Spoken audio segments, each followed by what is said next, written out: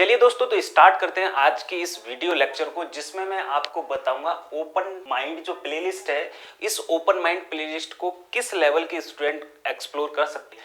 अगर आप मैथमेटिक्स में थोड़े से भी जीनियस होना चाहते हैं, अपने माइंड को थोड़ा शार्प करना चाहते हैं, तो ये प्लेलिस्ट आपके लिए बहुत ज़्यादा कंपलसरी है। क्योंकि इस पूरी की पूरी प्लेलिस्ट के दौरान मैं कोशिश करूंगा कि आपके माइंड पे जो भी लिमिटेशंस हो उनको ब्रेकआउट किया जाए। कभी कभार क्या होता है, स्टूडेंट के जाने अनजाने में हम अपने माइंड पे बहुत सारी लिमिटेशंस को लगा के रखते हैं और वो लिमिटेशंस हमारे माइंड को ओपन नहीं होने देती हैं। अगर आप इस प्लेलिस्ट को एक बार वॉच करेंगे तो हो सकता है कि आपका बहुत ज़्यादा इंप्रूवमेंट हो जाए माइंड लेवल पे। इसके अलावा मैं एक बात और बता दूं कि जो भी स्टूडेंट जो कॉम्पिटिटिव एग्जाम की तैयारी करने लग रहे हैं, चाहे वो गवर्नमेंट एग्जाम हो या नॉन गवर्नमेंट एग्जाम हो, उनको ऐसा लगेगा कि भाई ये जो ओपन माइंड प्लेलिस्ट है, इस प्लेलिस्ट को वॉच करने से मेरा भी कुछ बेनिफिट हो सकता है। तो मैं आपको बता दूं कि अगर आप कोई भी ऐसे एग्जाम की तैयारी करने लग रहे हैं जिसमें आपको मैथमेटिक्स को सॉल्व करना है, तो मैं 100% श्योरिटी दे रहा हूं, चाहे वो यूपी पुलिस हो, चाहे एसएससी हो, चाहे रेलवे हो, चाहे किसी का भी एग्जाम हो, यानी कि मैं वनडे एग्जाम की बात करने लग रहा हूं। अगर आप इस ओपन माइंड प्लेलिस्ट के सारे वीडियोज को फोकस्ड तरीके से वॉच कर लेते हैं तो श्योरिटी है कि आप 70 to 80% मैथमेटिक्स को सॉल्व कर जाएंगे। तो बिना टाइम वेस्ट किए हुए स्टार्ट करते हैं। तो दोस्तों, सबसे पहले हम बात करेंगे मैथमेटिक्स की। मैथमेटिक्स, जैसे ही आप इस टर्म को देखते हो मैथमेटिक्स, तो सबसे पहले आपके दिमाग में ये सवाल आना चाहिए कि मैथमेटिक्स होती क्या है। जैसा कि आप लोगों ने छोटी क्लास में पढ़ रखा है कि mathematics is a branch of science. अच्छी बात है कि आपको पता है कि मैथमेटिक्स एक साइंस का ब्रांच है, लेकिन आपने इसके बियॉन्ड, इसके आगे कभी नहीं सोचा है कि अगर मैथमेटिक्स एक तरह का साइंस है तो साइंस को पढ़ने के रूल रेगुलेशंस क्या होते हैं। एक्चुअली रूल रेगुलेशंस तो आप तब समझ पाओगे जब आप इस वर्ड को ही समझ जाओ कि साइंस क्या होती है। साइंस की बहुत सारी डेफिनेशन इंटरनेट पे अवेलेबल हैं, जहां से आपने रीड की होंगी, बुक्स में से भी रीड की होंगी। लेकिन साइंस की जो डेफिनेशन जो बुक या इंटरनेट पे अवेलेबल है, वहां पे आप इस वर्ड को देखिए, वहां पे आपको दिखेगा कि साइंस क्या होती है। साइंस का मतलब है सिस्टेमेटिक नॉलेज। सिस्टेमेटिक नॉलेज आप ग्रैब करते हैं तो आप साइंस को साइंस की तरीके से पढ़ रहे हैं। अब आपके दिमाग में एक सवाल और आ सकता है कि ये सिस्टेमेटिक नॉलेज क्या होती है। सर, हमें सिस्टेमेटिक नॉलेज ही नहीं पता। तो मैं आपको बता दूं कि आपके पास बहुत तरीके की नॉलेज है। हो सकता है कि वो नॉलेज सिस्टेमेटिक तरीके से भी आपने ग्रैब की हो और नॉन सिस्टेमेटिक तरीके से भी ग्रैब की होगी। एक्चुअली होता क्या है कि अगर आपके पास जो भी नॉलेज है, अगर वो सिस्टमेटिक नहीं है, तो आप उसको अपनी प्रैक्टिकल लाइफ में कहीं भी यूज नहीं कर पाएंगे। लेकिन अगर आपको अपने नॉलेज का कहीं ना कहीं प्रैक्टिकल लाइफ में यूज करना है, तो आप उस नॉलेज को सिस्टमेटिक तरीके से गेन करें। होता क्या है फ्रेंड्स कि अगर हम सिस्टमेटिक नॉलेज गेन कर रहे हैं तो सिस्टमेटिक नॉलेज के बेसिस पे हम कंक्लूजन को ड्रॉ कर पाते हैं। अगर हमारे पास जो भी नॉलेज या इंफॉर्मेशन है, अगर वो सिस्टमेटिक नहीं है, तो बहुत कम चांसेस हैं कि आप उसके बेसिस पे किसी भी तरह का कोई कंक्लूजन या रिजल्ट को प्रेडिक्ट कर पाएं। तो इसलिए हम रिजल्ट को प्रिडिक्ट करने के लिए या कंक्लूजन ड्रॉ करने के लिए, फ्यूचर में थिंक करने के लिए हम सिस्टमेटिक नॉलेज को ग्रैब करते हैं। अब बहुत सारे स्टूडेंट ऐसे होंगे जिनको ना तो सिस्टमेटिक नॉलेज का मतलब अभी तक समझ में आया होगा, ना ड्रॉ द कंक्लूजन, मतलब कंक्लूजन सिस्टमेटिक नॉलेज से कैसे ग्रैब किया जाता है ये भी समझ में नहीं आया होगा। तो दोस्तों, मैं सिस्टमेटिक नॉलेज आपको एक रियल लाइफ एग्जांपल और एक मैथमेटिकल एग्जांपल से समझाऊंगा।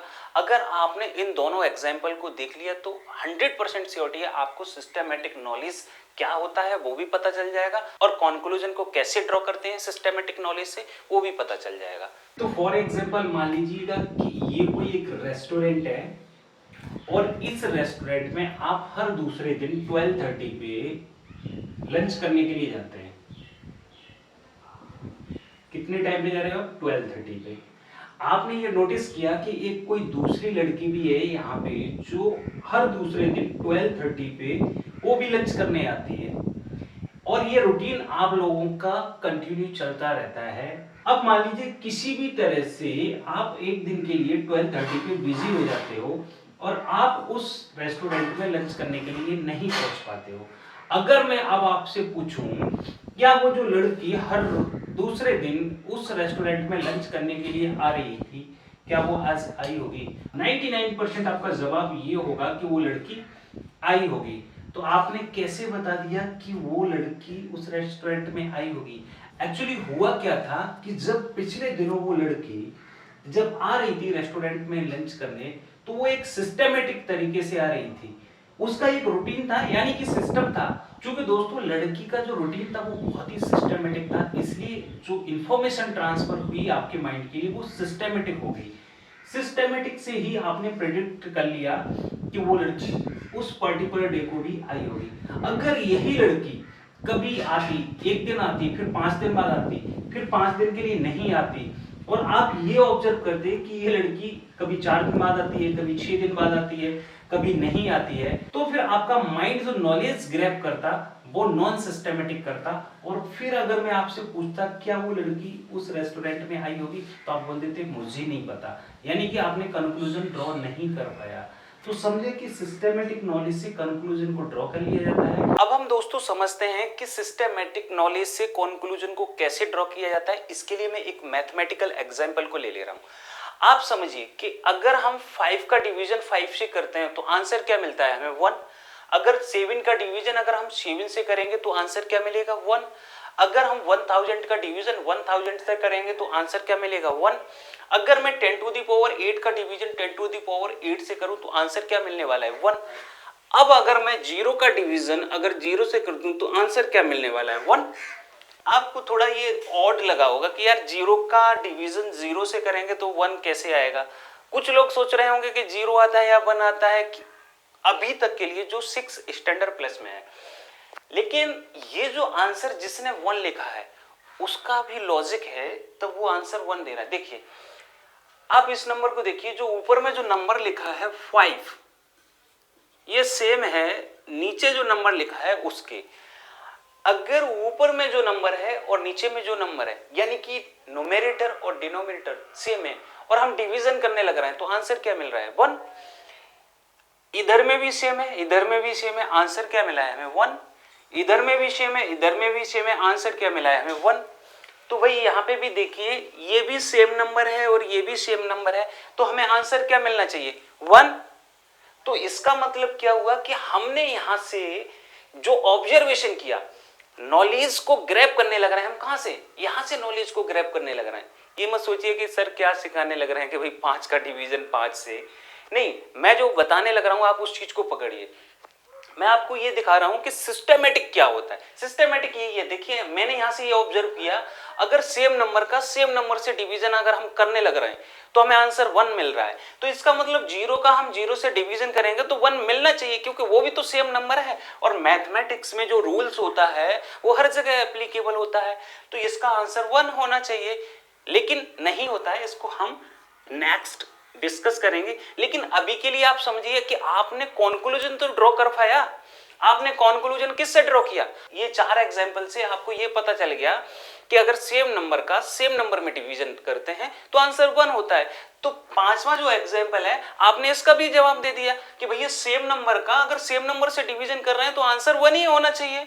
तो ये आपने ये कंक्लूजन ड्रॉ किया, लेकिन किसी भी तरह से ये कंक्लूजन रॉन्ग है या गलत है वो हम आगे समझेंगे। तो आपको सिस्टमैटिक नॉलेज समझ में आया। इसके अलावा तीसरा पॉइंट हमारा है deep connection with all things, यानी कि मैथमेटिक्स के अंदर आप जितनी भी चीजों को पढ़ रहे हो उनका एक दूसरे से कनेक्शन आपको पता होना चाहिए। फॉर एग्जाम्पल मान लीजिए कि मैं आपसे एक एडिशन परफॉर्म कराने लग रहा हूं, जैसे 2 + 2 + 2 + 2 + 2।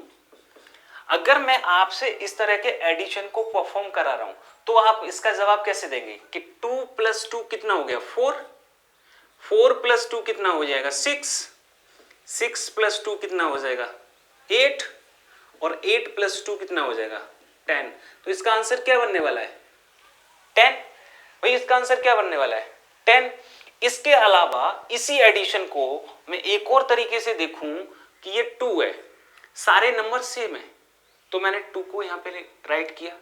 इसके अलावा मैं देखूंगा ये नंबर हैं कितने 1 2 3 4 5, और इसमें मैंने 5 का मल्टीपल कर दिया, तो आंसर क्या मिलने वाला है भाई? आंसर क्या मिलने वाला है हमें 10।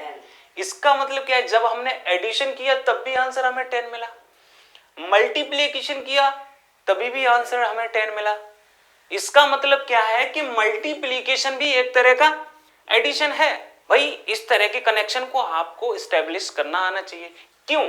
अगर देखिए कल को कहीं पे 3 into 4 लिखा हो और इसका आंसर आप क्या देने वाले हैं? 12।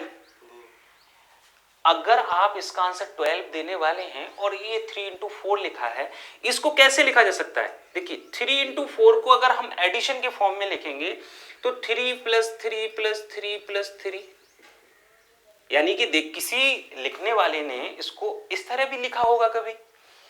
अगर दूसरी तरह से भी सोचे हम तो इसको और क्या लिख सकते हैं? 4 + 4 + 4, यानी कि कोई तीसरा आदमी उसको इस तरह से भी लिख सकता है। तो इस तरह के जो कनेक्शन है मैथमेटिक्स के अंदर, वो कनेक्शन भी आपको सेटअप करने आनी चाहिए, यानी कि उनका जो डीपली कनेक्शन है वो आपको समझ में आना चाहिए। अगर आप मैथमेटिक्स को इस तरह से स्टडी करेंगे तो गारंटी है कि आपके अंदर बहुत ज़्यादा मैथमेटिक्स को लेके इंटरेस्ट डेवलप हो जाएगा, और जिस दिन थोड़ा सा भी इंटरेस्ट डेवलप हो गया आप बड़े से बड़े एग्जाम को क्रैक कर पाएंगे। ये कोई बहुत बड़ी बात नहीं है कि IITians का ही मैथ बहुत अच्छा होता है या NIT से जो है उनका ही बहुत मैथ अच्छा होता है। मैथमेटिक्स एक ऐसी चीज़ है कि बहुत सारे महात्माओं का, अगर हम अपने वेद शास्त्र में देखें तो बहुत सारे महात्माओं का मैथमेटिक्स बहुत अच्छा है। बहुत सारे हिस्टोरियंस ऐसे हैं जिनका मैथमेटिक्स बहुत अच्छा है। तो एक्चुअली दोस्तों आपको पता नहीं है कि IIT और NIT में जाएंगे तभी मैथमेटिक्स अच्छा होगा, ऐसी कोई बात नहीं है। अगर आपके अंदर थोड़ा सा भी इंटरेस्ट डेवलप हो गया, आप अपने घर बैठे बैठे मैथमेटिक्स को बहुत अच्छा कर सकते हो। तो चलिए दोस्तों आज के लिए इतना, मिलते हैं अगली क्लास में।